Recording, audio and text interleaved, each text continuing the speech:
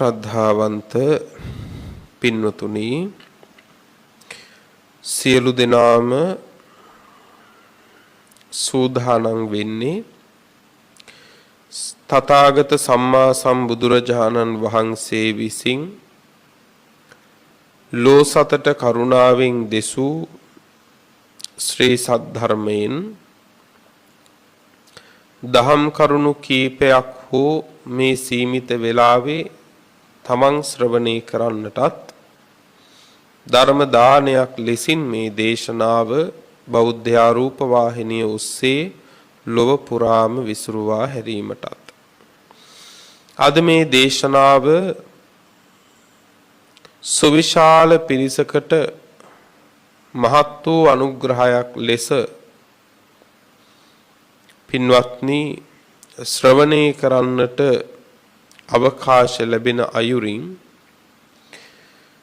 රූපවාහිනිය ඔස්සේ විසුරුවා හැරීමේ පින්වන්ත දායකත්වය ධර්මින් කටයුතු කරන්නේ අංක 24 නිල්දිය උයන පලාපත්වල මාතලේ යන ලිපිනයෙහි පදිංචි පින්වත් W සුමනා දිනිපිටිය මහත්මිය ඇතුළු පින්වන්ත දූදරු පිරිස මේ හැම දිනාම සසර කරන ලද බොහෝ කුසල බලයකින් උතුම් බුද්ධ වචනය මේ ධර්ම ලාභයේ ලබන අතර බොහෝ දෙනාට අනුග්‍රහ පිණිස ධර්ම දානය කරලා පින්වත්නි ඒ අප්‍රමාණ කුසලයට අත්පත් කරගන්න වෙලාව. එනිසා අපි සියලු පින් අනුමෝදනාවන් අපි දේශනාව අවසානයේදී සිහිපත් කරමු. දේශනාව ආරම්භ කරමු. ඔබ සියලු දෙනාටමත් ලෝකේ කොතනක හරි ඉඳලා ශ්‍රද්ධාවෙන් මේ බුද්ධ වචනේ අහන යමෙක් වෙත්නම් ඒ හැම දිනාටමත් මේ ධර්මය සුවසේම අවබෝධ වේවා කියන උතුම් ප්‍රාර්ථනාවෙන් කවුරුත් දැන් බණ අහමු. පින්වතුනි මාතෘකා කලේ සූත්‍ර දේශනාවක්. මේ සූත්‍ර දේශනාව සඳහන් වෙන්නේ සූත්‍ර පිටකයේ සංයුත්ත නිකායේ. සංයුත්ත නිකායේ කෝසල සංයුත්තය කියලා පින්නතුනේ සංයුත්තයක් තියෙනවා. සංයුත්තය කියන්නේ එකතුව කියන එක. කෝසල සංයුත්තය කියන්නේ කොසල් මහ රජුරෝ මුල් කරගෙන දේශනා කළ දේශනා එකතුව. කෝසල සංයුත්තය. ඒ කෝසල සංයුත්තයේ සූත්‍ර දේශනාවක් තියෙනවා පින්නතුනේ. සූත්‍රයේ නම පංච රාජ සූත්‍රය. සූත්‍ර පිටකයේ සංයුත්ත නිකායේ කෝසල සංයුත්තයේ සූත්‍රයේ නම මොකද්ද? පංච රාජ කියන සූත්‍ර දේශනාව. පින්වත්නි එක සමයක බුදුරජාණන් වහන්සේ වැඩ සිටි සවැත් නුවර ජේතවනාරාමේ. පින්වත්නි ඒ කාලේ පසේ නදි කොසල් මහරජුරුව ඇතුළු පසේ නදි කොසල් මහරජුරුව කියලා කියන්නේ කෝසල ජනපදයේ මහරජතුමා. පින්වත්නි තාම බල පරාක්‍රමයක් තිබිච්ච රජ කෙනෙක් කොසල් මහරජුරුව. කොසල් මහරජුරුව මුල් කරගත්තු හරි අසිරිමත් කාරණා රාශියක්, හරි ලස්සන කාරණා, වටින කාරණා රාශියක් දේශනාවේ නොඑක් තැන්වල තියෙනවා. ප්‍රධාන වශයෙන් මේ කෝසල සංයුත්තේ දේශනා රාශියක් තියෙනවා. කොසල් රජුරුව හරි ශ්‍රද්ධාවන්ත රජ කෙනෙක්. බුදුහාමුදුරන්ට හරි සමීපයි. බුදුහාමුදුරන්ට හරි ලෙන්ගතුයි. ඉතින් මේ බුදුරජාණන් වහන්සේ එක්ක යම් පෑහෙන ගතියකුත් තිබුණා කාරණා කීපයක් නිසා. ඒ කියන්නේ රජුරුවන්ගේ පැත්තෙන් බලපුවාම රජුරුවන්ගේ පැත්තෙන්. දැන් මේ කොසල් රජුරෝ බුදුරජාණන් වහන්සේට මොනතරම් ආදර ගෞරවයයිද කිව්වොත් බුදුරජාණන් වහන්සේ හමු වෙන්න දවසක් ඇවිල්ලා පින්වත්නි අනෙක් හාමුදුරුවන්ගෙන් අහනවා මේ ස්වාමීනි මට තථාගතයන් වහන්සේ භාග්‍යතුන් වහන්සේ හමු වෙන්න ඕන උන්වහන්සේ කොහෙද වැඩ ඉන්නේ කියලා ඇහුවා. අන්න අර විහාරේ ඉන්නේ කිව්වා. හැබැයි ওই විහාරයට යනකොට මහරජ යන විදිහක් තියෙනවායි කිව්වා. මේ කාරණා ටික තියෙනවා මජ්ක්‍ධිම නිකායේ තියෙනවා ධම්මචේතිය කියලා සූත්‍රය. මේ සූත්‍රයේ තියෙනවා. කොසල් රජුරවන්ට කියනවා හාමුදුරුවෝ දැන් මේ කියන්නේ කාටද මහරජුරවන්ට. මොකද්ද කියලා දෙන්නේ? බුදුහාමුදුරුවෝ ඉන්න විහාරයට යන විදිහ. කියනවා මහරජ නිහඬව යන්න කිව්වා. ඔය තරප්පු පේලිය බොහොම නිහඬව ගොඩ වෙලා විහාරයේ දොර ළඟට ගිහිල්ලා උගුර පාදලා නියපිටින් දොරට 3 වාරයක් තට්ටු කරන්ඩ එතකොට තථාගතයන් වහන්සේ දොර ආරී කිව්වා. දැන් ඔන්න හොඳ කාරණයක් පින්වත්නි අපිට හිතන්න එකක් තමයි පින්වත්නි විහාරයට එනකොට පන්සලට එනකොට මහරජා වුණත් එන ක්‍රමයක් තියෙනවා කියන එක. නේ එයාට එක විදිහක් මෙයාට එක විදිහක් ගමේ අහිංසකයාට එක විදිහක් සල්ලිකාරයාට එක විදිහක් එහෙම එකක් බුද්ධ ශාසනයට ඕනේ නැහැ. එහෙම එකක් පන්සල් වලදී ඕනේ නැහැ. පන්සලකට එනකොට කවුරු වුණත් පින්නතුනේ එන්න ඕන තමන්ගේ තියෙන පෞද්ගලික තනතුරු මට්ටම් ඒවා පන්සල් සීමාවෙන් එළිය තියලා එන්න ඕන. නේ ඒවා පන්සලට වැඩක් නැහැනේ. පන්සලට උවමනා කරන්නේ තුනුරුවන ඉස්සරහ ගෞරවයෙන් බිම වුණත් වාඩි වෙන්න පුළුවන් උපාසකය සහ උපාසිකාවෝ. ඒක හරි වැදගත් දෙයක් පින්වත්නි. ඒ කියන්නේ තුනුරුවන වැඩ ඉන්න තැනට ගියාට පස්සේ මම කවුද කියන එක එතෙන්දී මම කවුද කියන එක තම තමන් හොඳට තේරුම් ගන්න ඕන. අනික් කාරණේ තමයි එදා මහරජුරවන්ට උනත් පන්සලට එන හැටි කියන්න අර හාමුදුරන්ට පෞරුෂයක් තිබ්බා වගේම පින්වත්නි මේ ශාසනය ඇතුලේ අපිට එහෙම එකක් තියෙන්න ඕන. නේ ඒකට ලොකු ඍජු භාවයක් යම් කිසි පින්වත්නි එක්තරා පිළිවෙතක් අපිට ඒකට තියෙන්න ඕන. ඒක හරි ලස්සන දෙයක්. ඉතින් කොසල් රජුරෝ ඒ කිව්ව විදිහටම කීකරු වෙලා ගියා. දැන් මේ රටේ මහරජා ඇවිල්ලා තියෙන්නේ බුදුරජාණන් වහන්සේ හමු වෙන්න. බුදුරජාණන් වහන්සේ දොර විවර කළාට පස්සේ කුසල් මහරජුරෝ බුදුහාමුදුරුවන්ගේ සිරිපා අතෙන් පිරිමැද මුවින් සිරිපා ඉඹ කියනවා ස්වාමීනි මං පසේ නදි කොසල් කිය බුදුහාමුදුරන්ට කියනවා. ඔන්න රජුරුවන්ගේ හරි ලස්සන ගුණයක්. මොකද්ද? තමන් රටේ රජුරු උනාට ගරු කළ යුත්තා ඉදිරියේ ගරු කරන්න පුරුද්දක් තිබුණා. ඒ ගෞරවයත් රජෙකුගෙන් හිතන්න බැරි තරම් ගෞරවයක්. සිරිපතුල් ඉඹ අතින් පිරිමැද කියනවා මම පසේ නදි කොසල්. හැබැයි කිව්වේ නෑ මම පසේ නදි කොසල් රජතුමා කියලා කිව්වේ නෑ. මොකද ඒ රජකම මෙතෙන්දි වැඩක් නෑ. මෙතෙන්දි වැඩක් නැහැ. ඔන්න බලන්න තව වටේ දෙයක් පින්නොත් ජීවිතේ සමහරු ඉන්නවා තමන් ගැනම තමන් තුමා කියා ගන්න. එහෙම හම්බෙලා තියෙන්නේ. තමන්ම තුමා කියන වචනෙන් හඳුන්වා ගන්නවා තමන්ම. ඔන්න හිස් කෙනෙක්ගේ හැටි. එදා පසේ නදි කොසල් රජුරු කිව්ව ස්වාමීනි මං පසේ නදි කොසල්. ඉතින් මෙන්න මේ වගේ වැන්දට පස්සේ බුදුහාමුදුරුවෝ අහනවා මහරජ මේ තථාගත ශරීරයට මේ තරම් ගෞරව කරන්න මොනව දැනගෙනද එහෙම ඔච්චර ගෞරවයක් කරන්න කියලා හුවා රජෙක් වෙලත්.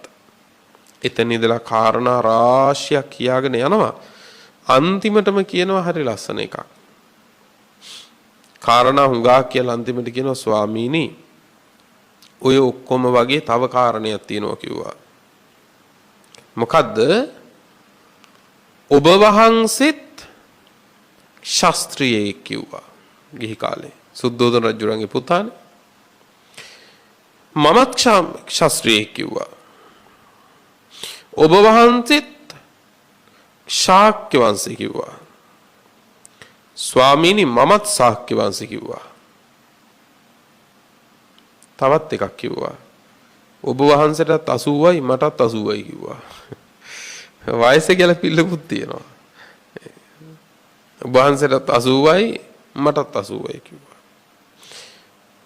ඉතින් පින්වත්නි මේ වගේ කුසල් රජුරුවන්ගේ ජීවිතේ හරි සොඳුරු තැන් තියෙනවා බුදුරජාණන් වහන්සේක ඇති වෙච්ච සංවාදෙහිම. ඉතින් මේ කුසල් මහරජුරුව ඇතුළු තවත් රජවරු 5 දෙනෙක්. කුසල් රජුරුවත් ඇතුළුව රජවරු 5 දෙනෙක්. දවසක් පින්වත්නි එකතු වෙලා ඉතින් කතා කරනවා නොඑක් දේවල්. ඉතින් රජවරුන්ට කතා කරන්න තියෙන්නේ බොහෝ කොට පින්වත්නි නෙක්ඛම්මේ ගැන නෙවෙයිනේ. රජවරුන්ට කතා කරන්න තියෙන්නේ රාජ්‍ය සැපේ ගැන, රාජ්‍ය බලය ගැන නේ. ඒ කියන්නේ කාමයක් ගැන තමයි රජ කෙනෙකුට බොහෝ සෙයින් කතා කරන්න මාතෘකා තියෙන්නේ. ඉතින් දැන් රජවරු 5 දෙනා එකතු වෙලා ලොකු කතාවක් පටන් ගත්තා. මොකද්ද කතාව? කතාව පටන් අරන් එහෙන් ඇවිල්ලා අන්තිමටම කතාව දැන් යනවා කාමයන් අතුරෙන් අග්‍ර කාමය මොකද්ද කියලා. මොකද්ද මාතෘකාව දැන්? කාමයන් අතරින් අග්‍ර කාමය මොකද්ද? මොකද්ද කාමය කියන්නේ? කාමය කියන්නේ මොකද්ද වෙනවද?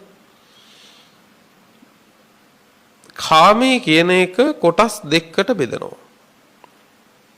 පළවෙනි එක තමයි වස්තුකාම කියලා කොටසක් තියෙනවා. ඒ වස්තුකාම වලට තමයි අපි කියන්නේ වත්කම් කියලා. වස්තුකාම. දෙවෙනි එක තමයි පින්වත්නි ක්ලේශකාම කියලා එකක් තියෙනවා. කෙලෙස්කම්. ක්ලේශකාම. එතකොට වස්තුකාම කියන්නේ මොනවද? දැන් මේ ලෝකේ අපි යම් කිසි දෙයක් පින්වත්නි එකතු කරගත්තා නම් මගේ කියලා ඒ එකතු කරගත්තු හැම එකක්ම දැන් ඔබ ගන්නකො ඔබ ඔබේම රූපයේ පටන් ඔබේම කේශ කලාපේ පටන් ඔබේම ඇඳුම් වල පටන් ඔබේ ගෙවල් දොරවල් ඉඩකඩම් আদি නොඑක් දේවල් මේ සියලු දේවල් වලින් ඔබට සතුට උපද්දවන්න පුළුවන්කම තියෙන්නේ ක්‍රම පහකින්. ක්‍රම පහකින්. හරි. පළවෙනි ක්‍රමය තමයි මේ ලෝකේ ඔබට මොනවා හරි දෙයක් තියෙනවා නම් ඒ හැම දෙයකම එක්කෝ ඒක විඳින්න වෙන්නේ අපිට ඇහෙන් බලලා සතුටු වෙන්න තියෙන දේවල්. හරිනේ. මේ ලෝකේ අපිට තියෙන එකක් තමයි අපිට තියෙන දේවල් වලින් එක ක්‍රමයක් තමයි ඇහිම් බලලා සතුටු වෙන්න තියෙන දේවල් තියෙනවා. තවත් දේවල් තියෙනවා පින්වත්නි. දැන් අපි හිතමුකෝ ඔරලෝසුවක් ගේනවා. ඔරලෝසුවක් ගත්තම පින්වත්නි කැත්තම එකද ගන්නෙ ලස්සන එකක්ද ගන්නෙ?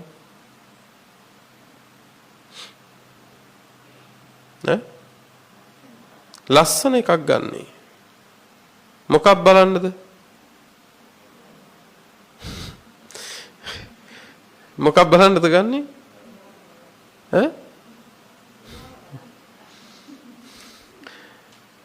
වෙලාව බලන්න. එතකොට ඔරලෝසුව මොකටද ලස්සන වෙන්නේ? වෙලාව පෙන්නන ඔරලෝසුවත් අපි බලනවනේ. දැන් පේනව නේද? බලන්න හදන්නේ වෙලාව. තෝරන්නේ වුණාට ලස්සනම ඔරලෝසුව. ඔරලෝසුව කියන්නේ වෙලාව නෙමෙයි ඈ. නේද? ඔරලෝසුව කියන්නේ වෙලාවද? ඔරලෝසුව කියන්නේ වෙලාව නෙවෙයි. එතකොට අපිට ඕන වෙලාව බලන්න විතරක්මත් නෙවෙයි නේ. එතකොට දැන් තේරුම් ගන්න දැන් අපි ඔරලෝසුව ගත්තම ඒකේ ලස්සන අපි බලලා විඳින්න තියෙන දෙයක්. නේ? අපි බලලා තමයි ඒකෙන් සතුටක් ලබන්නේ නේ. ඊළඟට බලන්නකෝ පින්වත්නි ඊළඟට අපිට මේ ලෝකේ තවත් එක ක්‍රමයක් තමයි පින්වත්නි අහලා සතුටු වෙන්න තියෙන දේවල් තියෙනවා. අහලා තමයි ඒක විඳින්න තියෙන්නේ. දැන් ඔබ ගේනවා රේඩියෝ එකක්. ඒක ගේන්නෙම මොකටද? අහලා සතුටු කරන්න. ඒ කියන්නේ කන පිනවන්නනේ. කනෙන් ඔන්න විඳින කොටසක් තියෙනවා. දැන් රේඩියෝ එකෙන් මොකද්ද තියෙන එකම දේ අපි කනට ප්‍රිය දේවල් අහන එක. අප්‍රිය දේවලුත් තියෙනවා. ප්‍රවෘත්ති ටික ඔක්කොම ආසාවෙන් ඇහුවට පස්සේ ඉස්සර ප්‍රවෘත්ති වරුණාම මරණ දැන්වීම ටික කියන්නේ. ඒක අහන්න අපි කැමති නැහැ. එතකොට වාලා දානවා. දැන් තේරෙනවද පින්නත්නි? ප්‍රිය දේ හොයාගෙන ගෙනපු දේවල් ඇසෙත් මොනවද තියෙන්නේ? අප්‍රිය දේවල් තියෙනවා. ඊළඟට තව දෙයක් තියෙනවා පින්නත්නි නාසයෙන් සුවඳ වශයෙන් විඳින්න තියෙන දේවල් තියෙනවානේ. අපි ලෝකේ මොන දේවල් එකතු කරගත්තත් මෙහි නෙවෙයි පින්නත්නි මේ ලෝකේ හැම රටකම තියෙන දේවල් ගොඩ ගහලා මගේ කරගත්තත් විඳින්න තියෙන්නේ එක්ක එහෙන් බලලා සතුටු වෙන්න තියෙන දේවල්. එක්ක කණෙන් අහලා සතුටු වෙන්න තියෙන්නේ. නැත්තම් ගඳ සුවඳ වශයෙන් ඒ කියන්නේ සුවඳ වශයෙන් විඳලා සතුටු වෙන්න තියෙන දේවල් නේ. දැන් සුවඳ විලවුන් තියෙන කඩේකට ගිහලා යම් තාක් දේ තෝරනවද? ඒ තෝරන්නේ අපි සුවඳ. සුවඳ තෝරන්නේ.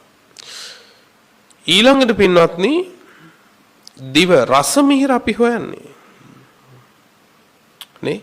මේ ලෝකේ යම් තාක් දේවල් තියෙනවා නම් එක්කෝ ඇහෙන් බලලා සතුටු වෙන්න තියෙන දෙයක් නැත්තම් කනෙන් අහලා සතුටු වෙන්න තියෙන දෙයක් නැත්තම් නාසයෙන් සුවඳ වශයෙන් විඳලා සතුටු වෙන්න තියෙන දෙයක් නැත්තම් දිවෙන් රස විඳලා සතුටු වෙන්න තියෙන දෙයක් එහෙමත් නැත්තම් ස්පර්ශ වශයෙන් විඳින්න තියෙන දෙයක් පුටු තෝරන්නේ ඇඳන් තෝරන්නේ ඇඳුම් තෝරන්නේ බෙඩ් ෂීට් තෝරන්නේ ඔය ඔක්කොම මොනවද ස්පර්ශය තෝරන්නේ එතකොට දැන් ඔන්න පින්වත්නි පුරුෂයෙක් දැන් අපි හිතමු යම්කිසි කෙනෙක් දැන් මේ බඩු බාහිර භෞතික සම්පත් ගැනනේ කිව්වේ. දැන් හිතන්නකෝ බලන්න පින්වත්නි යම්කිසි කෙනෙක් විවාහ වෙන්න පුරුෂයෙක් හරි ස්ත්‍රියක් හරි බලනවා. තෝරනවා. මොනවද තෝරන්නේ? මොනවද තෝරන්නේ? පින්වත්නි බලන දේවල් තමයි ඇහැට පේන්න ප්‍රිය පෙනුමක් තියනවද කියලා. නේද? පෙනුමට ප්‍රියභාවයක් තියනවද කියලානේ බලන්නේ. දැන් බලන්නකො නිකමට හරි මෙතන අය විවාහ වෙලා ඇතිනේ. ඔබේ නහයක් විකෘති නම් කනක් විකෘති නම් ඔබ විවාහ වෙලා ඉන්න කෙනා ඔබට කැමති වෙයි කියලා හිතනවද? මේ සිනහවටම නෙමෙයි කියන්නේ. කියන්නකෝ මම දැන් ඔබ විවාහ වෙලා ඉන්න කෙනා ඔබේ එහෙම විකෘතියක් තිබුණා නම් ඔබට කැමති වෙයිද? නෑ පින්වත්නි. එනම් කැමති වෙන්නේ හරි. දැන් ඒ විකෘති නැතුව පිළිවෙලකට හැදුවේ අම්මයි තාත්තයි. හැබැයි බොහෝ තැන්වලදී ඒවා විකෘති නැති නිසා කැමති වෙච්ච කෙනා ලොකු වුණාම ඒවා විකෘති නැතුව ලස්සනට හදපු අය අපිට අමතක වෙලා යනවා. ඒක නොවිය යුත්තක්. ඒක අපරාධයක්. ඒක මහා සාපරාධී දෙයක් පින්වත්නි. කියන්නේ ලස්සනයි කිව්ව කෙනාට අපි පෙම් කරන කාලේ වෙනකොට ලස්සන කරපු කෙනාව අපේ ජීවිතෙන් අපිට අතහැරෙනවා. ඒක කරගන්න එපා.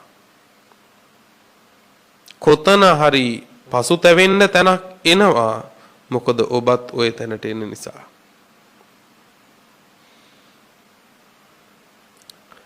මේ කියන එක තේරෙන්නේ නැතිනේ. ලෝකේ බොහෝ අවුල් එතකොට සංසිඳනවා පින්වත්නි. කිසිම බිරිඳක් ස්වාමියාගේ අම්මට තාත්තට වෙනසක් කරන්නේ මෙච්චර පරිපූර්ණ පිරිමියෙක් මට හැදලා දුන්නේ මේ අම්මයි තාත්තයි කියලා හිතන්න සත්පුරුෂයි නම්. කිසිම පුරුෂයෙක් තමන්ගේ බිරිඳගේ දෙමව්පියන්ට වෙනස්කම් කරන්නේ නැහැ පින්වත්නි. මෙච්චර රූමත් බිරිඳක් මේ විදිහට සකසලා දුන්නේ ඇයගේ අම්මයි තාත්තයි කියලා හිතන්න ඔහු සත්පුරුෂයි නම්. මේ දෙක තෝරගන්න බැරිකම නේද පින්වත්නි මේ ගැටලුවට මුල. එතකොට අපි පින්වත්නි කම්පා වෙන්න ඕන නැද්ද? යම් පිරිපුන් දෙයක් දුන්නට පස්සේ පිරිපුන් දෙයින් ප්‍රයෝජන ගන්න අපි ඒක හදපු කෙනාට පයින් ගහනවා නම් නේද පින්වත්නි? ඒ හින්දා මේ අතුරු කාරණාවක් කිව්වේ. එතකොට අපි බලන්නේ පුද්ගලයෙක්ගේ වුණත් එක්ක ප්‍රියමනාප පෙනුමක්. ප්‍රියමනාප පෙනුම තිබුණට වැඩක් මේ මිනිස්සයා පින්වත්නි දුර්ගන්ධව ඉන්නවනම් නෑ. එහෙනම් මේ මිනිස්සයා ඇහැට පේන්න පුළුවන් ප්‍රිය කෙනෙක් වෙන්නත් ඕන. නහය තියාගෙන ළඟ ඉන්න පුළුවන් මිනිස්සෙක් වෙන්නත් ඕනනේ. ඒ කියන්නේ අපි ඒකත් බලනවා. මේ ආදී වශයෙන් දැන් යම්කිසි ආහාරයක් ගත්තොත් ඒකේ අපි පාට බලනවා. ඒ කියන්නේ ඒ ආහාරයේ ඇසින් විඳින කොටසක් තියෙනවා. නේ. ඇසින් විඳින කොටසක් තියෙනවා. ඊළඟට පින්නත් නාසයෙන් විඳින කොටසක් නැද්ද? ආහාරයේ නාසයෙන් විඳින කොටසක් තියෙනවා. ඊළඟට දිවෙනුත් විඳිනවන්නේ තියෙන රස වශයෙන්. ඊළඟට පින්වත්නි කනින් විඳින කොටසක් නැද්ද ආහාරේ? නැද්ද? තියෙනවා. කොහොමද? දැන් නිකමයිට හිතන්නකො පපඩම් වගේ දෙයක් පින්වත්නි පෙඟිලා හුලං වෙදලා තිබුණාට පස්සේ ප්‍රියද? නෑ. ඊළඟට ස්පර්ශ වශයෙන් බලනවා යම් යම් ආහාරයන්ගේ මෘදු ගති නේද? මේ දේවල් බලන්නකො. එතකොට එකම කාරණේත් අපි විඳින්නේ ඔය ඉන්ද්‍රිය පහෙන් තමයි. ඔය පහට අමතරව මන කියලා තව ඉන්ද්‍රියක් තියෙනවා. ඒවයින් පින්නතුනේ නොවිඳපුවත් හිත විඳිනවා. සමහර ලාගදී විඳපුවා වමාර ආයි විඳිනවා මනසින්. අර දවල් තිස්සේ කාපුවා හරක් රැයලි වෙනකන් වමාරලා කනවා වගේ. ඉතින් ඔය ඇත්තොත් කොච්චර වමාර කනවද නේ මනස නැමැති ඉන්ද්‍රියෙන්. එහෙම ඒවා නැද්ද? කොච්චර තියනවද? එතකොට මෙන්න මේ විදිහට පින්වත්නි මේ ලෝකේ අපිට විඳින්න තියෙන්නේ ඔන්න ඔය කාම වස්තු ඕනම දෙයක් විඳින්න තියෙන්නේ ඔන්න ඔය ඉන්ද්‍රිය පහෙන්. ඔය ඉන්ද්‍රිය පහෙන් යම් තාක් දේ ගන්නවා නම් ඒ කියන්නේ ඇහෙන් ගන්නේ රූප. ආහාරයේ උනත් රූපයක් තියෙනවා. ඒ රූපය කියන්නේ ඒකේ හැඩය වෙන්න පුළුවන්, ඒකේ පාට වෙන්න පුළුවන් ඒ ටික. පැහැදිලිද? දැන් මේ ලෝකේ හැමදේම එතකොට ඇහෙන් බලන්න තියෙන රූප, කනෙන් අහන්න තියෙන ශබ්ද, ඔන්න ඕවා ටික තමයි පින්නත් මොනවද? වස්තුකාම කියලා කියන්නේ. එතකොට ගෙවල් වල වේවා, යාන වාහන වල වේවා, දරුමල්ලන්ගේ වේවා, සල්ලි මිල මුදල් වල වේවා, ඔය හැම එකක්ම වත්කම්, වස්තුකාම.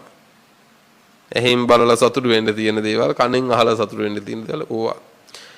ක්ලේශකාමයේ කියලා කියන්නේ පින්වත්නි ඒවා කෙරෙහි අපේ හිතේ ඇතිවන ලාමක සංකල්පනාව. එක්ක වැලීමක් වශයෙන් ඇති වෙනවා, නැත්නම් ගැටීමක් වශයෙන් ඇති වෙනවා. තවත් විදිහකට කිව්වොත් ප්‍රිය බව හෝ ප්‍රිය සංකල්පේ හරි අප්‍රිය සංකල්පේ හරි. ඕක තමයි ක්ලේශකාමයේ කියන්නේ. දැන් කාමයේ බැහැර කරන්න කිව්වම අපි මොකද්ද කරන්නේ එතකොට දැන්? මොකද්ද බැහැර කරන්න තියෙන්නේ? කාමයේ බැහැර කරන්න කියලා කිව්වම කියන්නේ අර වත්කම් ටික නැති කරන්න කියන එක නෙවෙයි. ඒ කියන්නේ ඇහැට පේන්න තියෙන රූප ඉවර කරන්න බෑනේ අපිට අයින් කරලා. කනට ඇහෙන ශබ්ද ඔක්කොම අයින් කරලා ඉවර කරන්න පුළුවන්ද? එහෙම කරන්නත් බෑ. නාසයට දැනෙන ගඳ සුවඳ හොඳ වේවා නරක වේවා ඕවා අපිට නැති කරලා ඉවරයක් කරන්න පුළුවන්ද? ඉවරයක් කරන්න බෑ. එහෙනම් අපිට කරන්න තියෙන එක දෙයයි. ඒවා එහි තිබුණ දෙයින්. ඒවා නිසා මගේ හිතේ ඇලීමක්වත් ගැටීමක්වත් හදාගන්න නැති වෙන්න හිත තියාගන්නවා. බුදුහාරු පෙන්නන්නේ ලස්සන ක්‍රමයක්. දැන් මේ මාවත තේරුම් ගන්න බැරි කම හින්දා තමයි මිනිස්සු බුදුහාමුදුරන්ගේ ධර්මයේ පැත්තකට දාලා තියෙන්නේ. මේක තේරුම් ගත්තම පින්වත්නි තේරෙනවා ඕනම කෙනෙකුට මේ බුදුහාමුදුරෝ කියලා දීලා තියෙන සතුටින්ම ඉන්න ක්‍රමයන්නේ. සතුටින්ම ඉන්න ක්‍රමයක්. ඇයි ඒවයි හිතිබුණ දෙන්?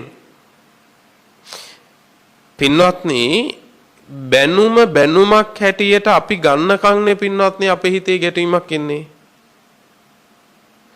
වර්ණනාවක් හැටියට ගන්නකන්නේ පින්වත්නි අපි අපේ හිතේ ඇලීමක් හදාගන්නේ. බැනුමත් වර්ණනාවත් කියන දෙකම එක තැනකට දාලා බලපුවහම පින්වත්නි අපිට ඇලීමක්වත් ගැටීමක්වත් දෙකෙන් එකක්වත් ඇති වෙනවද? එකක්වත් නැහැ පින්වත්නි. එකක්වත් නැහැ.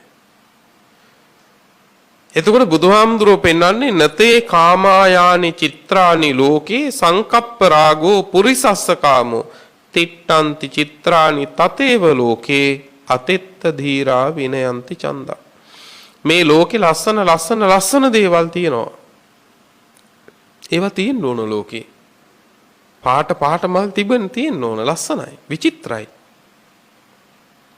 ලස්සන කුරුල්ලෝ ඉන්න ඕන විචිත්‍රයි විවිධයි. එක ලෝකෙ නිමෙවුම. අපිට සංසාරේ ඇවිදින්න වෙලා තියෙන්නේ ඒ ලස්සන මල් තියෙන හින්දා නෙමෙයි. අපිට සංසාරේ ඇවිදින්න වෙලා තියෙන්නේ ලස්සන කුරුල්ලෝ ඉන්න හින්දා නෙමෙයි. අපිට සංසාරේ ඇවිදින්න වෙලා තියෙන්නේ ලස්සන එක විදිහේ සුවඳ තියෙන හින්දා නෙමෙයි ලෝකේ. අපිට සංසාරේ ඇවිදින්න වෙලා තියෙන්නේ ඒ ලස්සන පින්වත්නි එළියෙන් තියන්න නැතුව ඇතුළට අරගෙන පින්වත්නි ඇලීම් ගැටීම් වඩන හින්දා.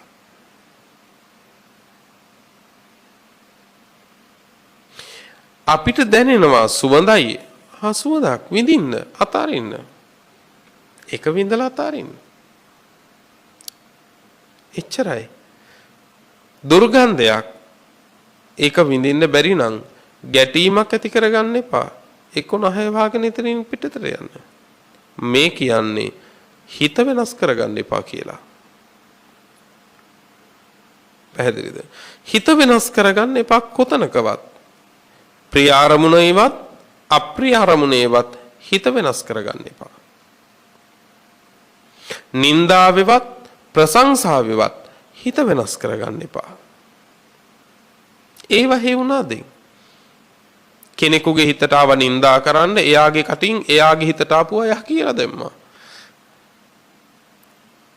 ඒකනේ වෙන්නේ.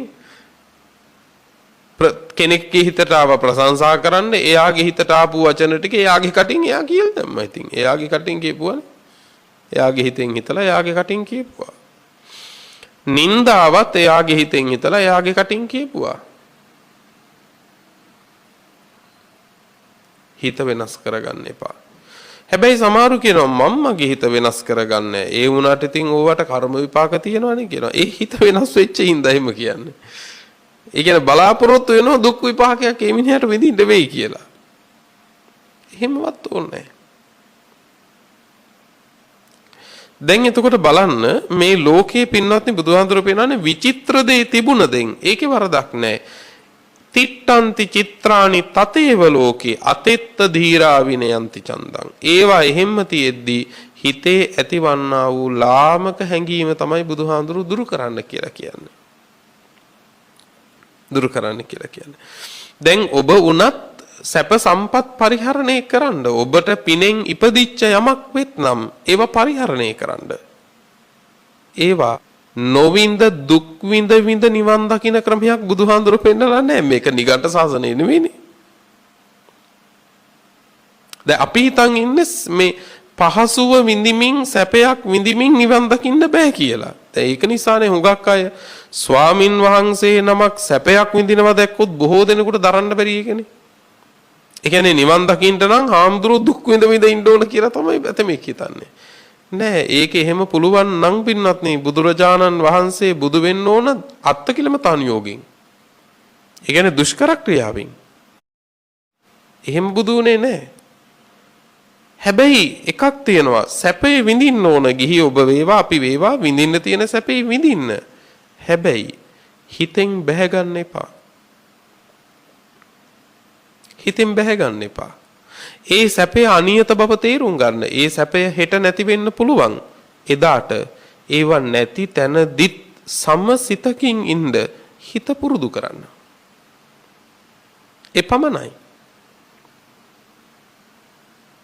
නේ කොච්චර ලස්සන ක්‍රමයක්ද බලන්නකො පින්නන්නේ. එතකොට අපිට තියෙන දාට උඩ පනින්න හේතුවකුත් නැහැ. නැති දාට කම්පා වෙන්න හේතුවකුත් නැහැ. ඇයි? සිත සමයි. සිත සමයි. ඇඳේ නිදපු දාටත් වෙනසක් නැහැ. පැදුරේ නිදපු දාටත් වෙනසක් නැහැ. ඇයි? සිත සමයි. දැන් පින්වත්නි ඔය තමයි කාම වස්තු කියන්නේ. කියන්නේ ඇහැට පේන තියෙන රූප ආදී වශයෙන්. දැන් රජවරු 5 දෙනා එකතු වෙලා බර කතාවක් මොකද්ද? මේ කාමයන්ගෙන් අග්‍රම කාමේ මොකද්ද කියලා. එක රජ කෙනෙක් කිව්වා ඇහැට පේන රූප තමයි අග්‍ර. කියන්නේ අනික හැම එකටම වඩා ලොකුම දේ තමයි ඇහැට ප්‍රිය වශයෙන් පේන රූප. ඒක තමයි ලොකුම දේ කියලා. අනික රජු කිව්වා නෑ ඇහැට පේන එක නෙවෙයි. ඇහැට මොනතරම් ප්‍රිය දේවල් තිබුණත් ඉතින් කනට ඇහෙන්නේ ප්‍රිය දේවල් නෙමෙයි නං. ඒ නිසා මේ ප්‍රිය දේවල් කනට ඇහෙන්න තියෙන්න ඕන. කනට ඇහෙන එක තමයි අග්‍ර වෙන්නේ. ඉතින් තව කියන්න ඇති ඇහැට නම් ඉතින් අප්‍රිය දෙයක් වුණොත් ඇස් දෙක පියාගන්න හරි බැරිය. රජුරු කියන්නේ ඇති ඒත් කනට ඇහෙන එක කනට ඇසෙන ශබ්ද නැමැති කාමයේ තමයි අග්‍ර කියලා එක රජ කෙනෙක් කිව්වා. කෙනෙක් කිව්වා නෑ ගඳ සුවඳ කියන එක තමයි අග්‍රකාමී කියන්නේ. තව කෙනෙක් කිව්වා නෑ රසය කිව්වා. රසය. තව කෙනෙක් කිව්වා නෑ රසය නෙමෙයි ස්පර්ශය. මේ කාමයන් අතරින් දැන් රජවරු 5 දෙනා කතා වෙනවා. එක එක්කෙනා මේ කාමයේ තමයි අග්‍ර. දැන් මේක විසඳ ගන්න බෑ. පසේනදි කොසල් මහරජුරෝ කිව්වා මේක හරියන්නේ. අපි තථාගත සම්මා සම්බුදුරජාණන් වහන්සේ ළඟට යන්. අපි බුදුරජාණන් වහන්සේගෙන් මේක අහලා දැනගමු. හොඳයි කියලා දැන් ආව රජවරු ටික. බුදුරජාණන් වහන්සේගෙන් ඇවිල්ලා අහනවා ස්වාමීනි භාග්‍යතුන් වහන්සේ අපි 5 දෙනා එකතු වුණා. එකතු වෙලා කතා කර ඉන්න අතරේ කතාවක් පැන නැගුණා මේ කාමයන්ගෙන් අග්‍රම හොඳම ඉහළම කාමයේ මොකද්ද කියලා. එක්කෙනෙක් කියනවා රූපේ කියලා, අනික් කෙනා කියනවා සද්ද කියලා, අනික් කෙනා කියනවා සුවඳ කියලා, අනික් කෙනා කියනවා රස කියලා, අනික් කෙනා කියනවා මේ ස්පර්ශය කියලා.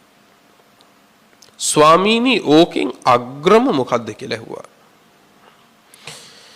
තථාගත බුදුරජාණන් වහන්සේ දේශනා කළ මහරජ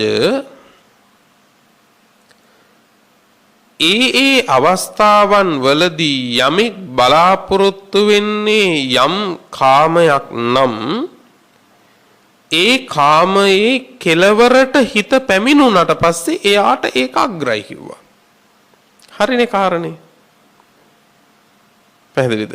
යමෙක් යමක් නම් බලාපොරොත්තු වෙන්නේ ඒ බලාපොරොත්තු වෙන දේ කෙලවරට සංකල්ප වශයෙන් හිතපත් වුණාම කෙලවරක් තියෙන එක නෙමෙයි මේ කියන්නේ. නමුත් හිත සෑහීමකටපත් වෙන තැනකට ආපුවම ඒපත් වෙන තැන අග්‍රයි කිව්වා.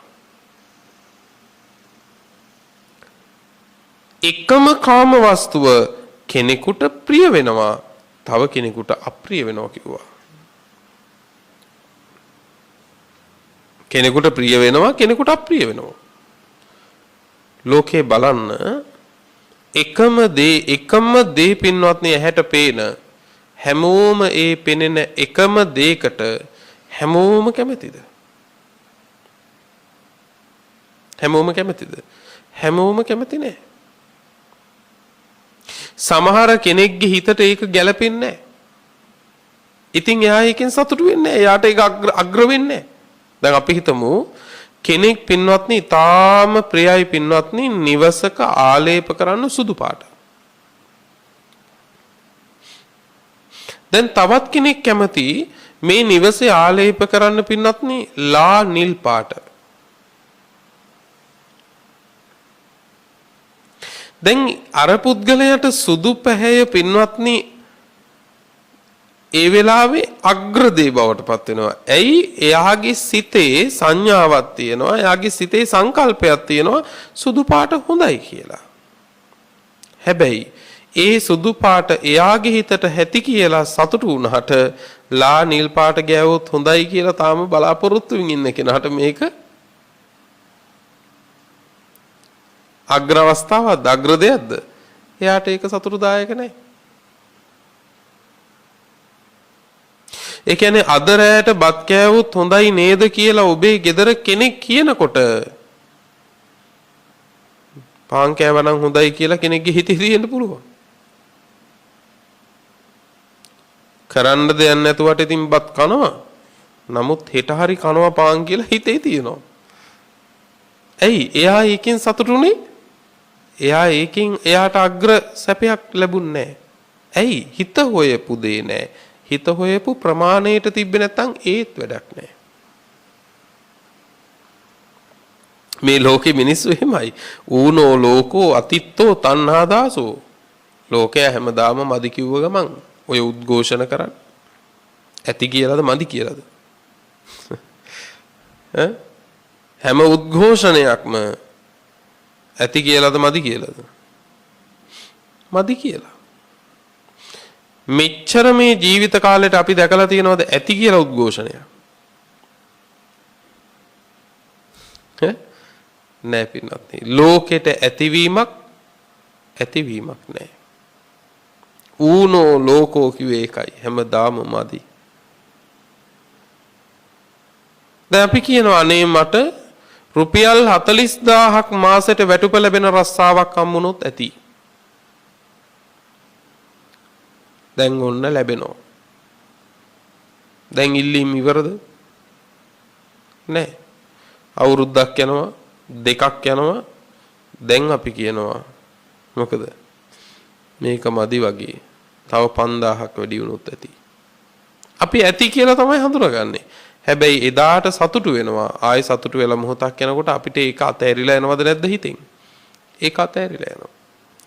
දැන් බුදුහාමුදුරුවෝ එකයි කිව්වේ යමෙක් යමක් බලාපොරොත්තු වෙනවද ඒ බලාපොරොත්තු වෙන දෙයි කෙලවරක් හිතෙන් සකසගත්තට පස්සේ එතකොට ඒක එයාට අග්‍ර වෙනවා. හැබැයි ඒ ප්‍රමාණය අනිකට අග්‍ර වෙන්නේ නැහැ. ඒ නිසා මේ ලෝකේ කවදාකවත් පින්වත්නි ඉගෙන ගන්න අනුන් මැත්තේ තමන්ගේ අදහස් පටවන්න යන්න එපා හැම වෙලාවෙම. මොකද ඒ අයගේ ප්‍රිය භාවයන් අප්‍රිය භාවයන් අපිට සමානම නැහැ. දැන් අපි සමහර ලාගදී ඕක තේරුම් ගන්න නැති වුනහම ආයේ නැති තැනකින් කෙලස් හදා ගන්නවා ආයේ. දැන් බලන්නකෝ වෙනත් දෙපලක් විවාහ වුණොත් එහෙම සමහර අය කියනවනේ යාට ඒ තරම් ගැළපෙන්නේ නැහැ නේද අරයා. එහෙම කියන්නේ කවුද කියන්නේ? කියන්නේ වෙනමම කෙනෙක්. එතකොට දැන් එයාට ගැළපෙන කෙනාද අරයා විවාහ වෙන්න උන? නෑ, එයා විවාහ වුණේ එයාට ගැළපෙන කෙනා එක්ක. එයාගේ සතුටු වීමේ ප්‍රමාණය. අපි හැමෝම හිතනවා මම කැමති දෙයට අනික් කෙනාද කැමති වෙන්න ඕන. මම හිතන විදිහ යම්සේද ඒ විදිහටම අනික් අය කැමති වෙන්න ඕන, අනුගත වෙන්න ඕන කියලා. බොහෝ ගැටුම් සමාජයේ තියෙන ඕක නිසා. එතකොට බුදුහාමුදුරුවෝ වදාලා මහරජ එක කාම වස්තුවකට එක්කෙනෙක් කැමති වෙනකොට ඒ කාම වස්තුවටම මේ ලෝකේ තව කෙනෙක් කැමති වෙන්නේ නැහැ. කෙනෙකුට ඊටාම ප්‍රිය දේ දැන් එකම සුවඳ හැමෝටම ප්‍රියයි නම් අපිට මෙච්චර සුවඳ විලවුන් තෝරන්න වෙන්නේ නැහැ නේ. අපිට කියන්නේ ඔය ඇත්තන්ට. ඔච්චර තෝරන්න වෙන්නේ නැහැ නේ. ඇයි එකම සුවඳක් නම් තියෙන්නේ? ඇයි ඔය තරම් සුවඳ වර්ග? සුවඳ විලවුන් සාප්පුවක පින්නතුනේ යම් තාක් සුවඳ ඇද්ද ඊටත් වඩා මිනිස්සුන්ගේ රුචි අරුචිකම් ඊටත් වඩා වැඩිද නැද්ද? ඊටත් වඩා වැඩි. ඒක නිසා හරියන එකක් නැහැ කියලා කඩේ දාලා වෙන කඩේකට යන්නේ ඒකනේ. ඒ කඩෙත් නැහැ අපි කැමැත්තට උමනා දේවල්. ඊතරම්ම අපි කැමැති දේවල් අකමැති දේවල් වෙනස්. ඒ තරම්ම වෙනස්. දැන් එතකොට තව දෙයක් හිතන්නකෝ බලන්න. ඔබ පින්වත්නි එහෙම සුවඳ විලවුන් වර්ගයක් අරගෙන ඔබට සුවඳ දැනෙන්නට නොව ලෝකෙට සුවඳ දැනෙන්න පින්වත්නි ආලේප කරගෙන යනකොට ඔබට සුවඳයි කියලා ඔබ ගල්වගත්තු දේ සමාජයේ තව කී දෙනෙකුට නම් ඉවසන්න බැරි දුඟදක් වෙනව ඇද්දනේ. ඒ නිසා ඔබ ගානේවා ගා ගන්න ඔබට විතර සුවඳ දැනෙන්න. මොකද අනිකට ඒක අතට ගත්තු දේ කන්න බැරි වෙන තරමේ දුර්ගන්ධයක් වෙන්න පුළුවන්. හොඳට තිබ්බ ඔළුව වේදනා දෙන්න තරම් දෙයක් වෙන්න පුළුවන්. හැම තැනකදීම හිතන්න ඔබේ රුචි බව නෙවෙයි ලෝකේ හැමෝගෙම රුචි බව. ඔබ සතුටු වෙන ප්‍රමාණය නෙවෙයි හැමෝම සතුටු වෙන ප්‍රමාණය. වෙනස්. මේ හැම තැනකම තියෙන එක එක්කෙනාගේ ස්වභාවයන්. දැන් මේ අම්මා ගත්තම අම්මගේ රුචි භාවයන් ඇයිගේ වයසත් එක්කන් වෙනස්. ඇයිගේ කැමැති අකමැතිකම් ඒ වයසත් එක්කන් ගැලපෙනකොට ඒව එක්ක අපි හැප්පිලා වැඩක් නැහැ. තරුණෝ ඈතන්ගේ අදහස්වල කැමැති අකමැතිකම් ඊට වඩා මදක් වෙනස් වෙන්න පුළුවන්. ඒක අපි තේරුම් ගන්න ඕනනේ. ඒක අපි තේරුම් ගන්න ඕන. ඒක හොඳට තේරෙනවනේ පින්වත්නි. අපිට මේවා තේරුම් ගන්න බැරි ගැටලුවක් තියෙන්නේ. කාලෙන් කාලෙට පුද්ගලයාගෙන් පුද්ගලයාට ඒවා වෙනස් වෙනවා පින්වත්නි. එදා කාලේ තිබිච්ච ඉහළම කාම වස්තු කිව්වේවා අද වෙනකොට සාමාන්‍යම දේවල් බවට පත් වෙලා තියෙනවා. නේ එතකොට එදා කාලේ ඉඳපු වයෝවෘද්ධ ඇත්තන්ට ඒවා මහා ලොකු දේවල් හැටියට උනාට පින්නත් අද ඉන්න හැට ඒවා ලොකු කාමවස්තු නොවෙන්න පුළුවන්. හැම දෙයක්ම කාලයක් යැවීමෙන් වෙනස් වෙනවා. ඒවා තේරුම් ගත්තම ජීවත් වෙන්න හරි පහසුයි. දැන් අතීතේ පින්වත්නි කෙනෙක් ගෙදරට ආපුහාම පිඟානකට බත් බෙදලා ළඟට දෙන එක හරි ලොකු ගෞරවනීය සත්කාරයක් හැටියට තිබුණා. ඒක නිසා මිනිස්සු තවමත් වයසක අම්මලා අපේ ගෙවල් වල කවුරු හරි ආවම බත් ටික බෙදලා ළඟට දෙනවා. ඒක ඉහළ සත්කාරයක් එදා. දැන් අද ඔක්කොම ටික මේසෙට අරලා තියෙනවා ඔන්න බෙදාගෙන කන්න කියලා. අද ඉහළම සත්කාරය වෙන්නේ ඒක. හැබැයි අද ඉන්න අය අර අම්මගේ ක්‍රමෙත් එක්ක හැප්පිලා හරියන්නේ නැහැ. මේක තේරුම් ගන්න ඕන. නේ? ඒක තේරුම් ගන්න ඕන. මේක ඇත්තගේ ක්‍රමය එදා එහෙම තමයි ඉහළම සත්කාරය කළේ. අන්න ඒ වගේ අපි අනේකාගේ සිතුම් පැතුම් අනේකාගේ රුචි අරුචිකම් මේවා තේරුම් ගත්තම හරි පහසුයි පින්වත්නි.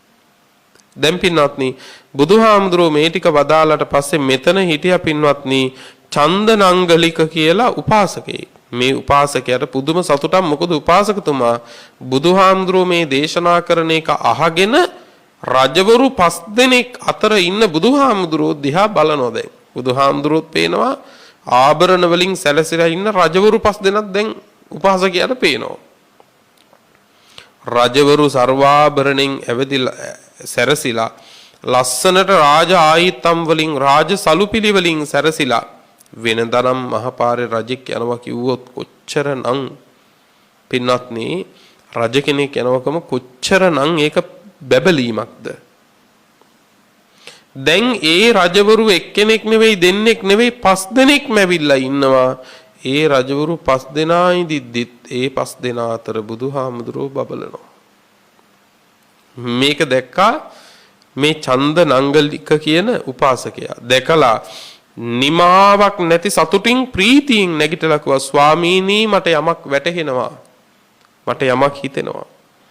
බුදුහාමුදුරුව වදාලා උපාසකය වැටහුණ දේ එහෙනම් කියන්න කිව්වා. අන්නේ වෙලාවේ කියනවා පදුමං යතා කෝකනදං සුගන්ධං පාතෝ සියා පුල්ල මවීත ගන්ධං අංගී රසං පස්ස විරෝචමානං තපන්ත මාදිච්ච මිවන්තලික්කේ බලන්න කිව්වා උදෑසන පිපිච්ච පියුමක් වගේ. ඒ පියුම උදෑසන පිපිලා හිරු රශ්මියත් එක්ක බබලනවා සුවඳ නැති වෙලා නැහැ තාම. මේකේ සුවඳ පිටතට හමනවා. අන්න ඒ වගේ අංගී රස බුදුරජාණන් වහන්සේ බලන්න කිව්වා සූර්යයා වගේ තරු පරදා බබලන සූර්යයා වගේ ඉන්න. දැන් අර රජවරුන්ගේ ස්වභාව බුදුහාමුදුරුවෝ ළඟ නැති වෙලා ගිහිල්ලා. අර රජවරුන්ගේ බැබලීම බුදුහාමුදුරුවෝ ඉස්සරහ නැති වෙලා ගිහිල්ලා. බුදුහාමුදුරුවෝ බබලනවා නික් හැමෝටම වඩා.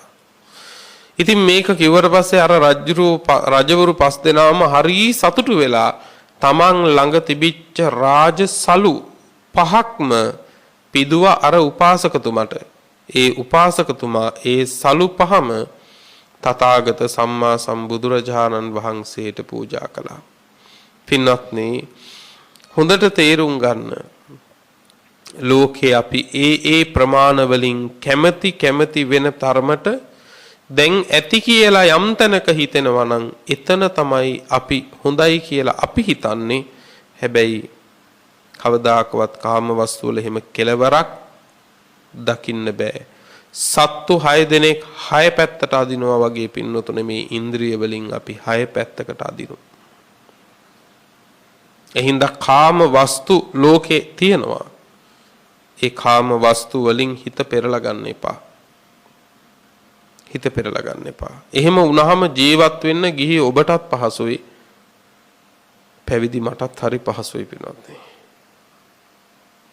ප්‍රිය වූ දේවල් එසේම පවතිවා කියලා හිතුවට පැතුවට මහන්සි වුණට ප්‍රිය දේවලුත් මොකද වෙන්නේ? නානා භාවෝ විනා භාවෝ වෙනස් වෙලා යනවා. එතකොට කම්පා වෙනවා. ඇයි ඒ? ප්‍රිය දේවල් වෙනස් නොවේවා කියලා පැතුමක් වෙහෙසක් තිබුණා. ඒ වෙනස් වෙන බව තේරුම් ගන්න. අප්‍රිය දේවල් එනකොටත් වියරු වැටිලා උම්මත්තක වෙන්න එපා. ඇයි? ඕවත් වෙනස් වෙනවා. අප්‍රිය දේවලුත් ඕවත් වෙනස් වෙලා යනවා. හැම දෙයක්ම වෙනස් වෙනවා. හැම දෙයක්ම අනියතයි කියලා තේරුම් ගත්තම හරි ලේසි ජීවත් වෙන්න. සතුටින් ජීවත් වෙන්න පුළුවන්. ඔබ සියලු දෙනාට මේ දේශනාව උතුම් නිවන පිණිස උපකාර වේවා කියන ප්‍රාර්ථනාවෙන් දේශනාව නිමාවටපත් කරනවා.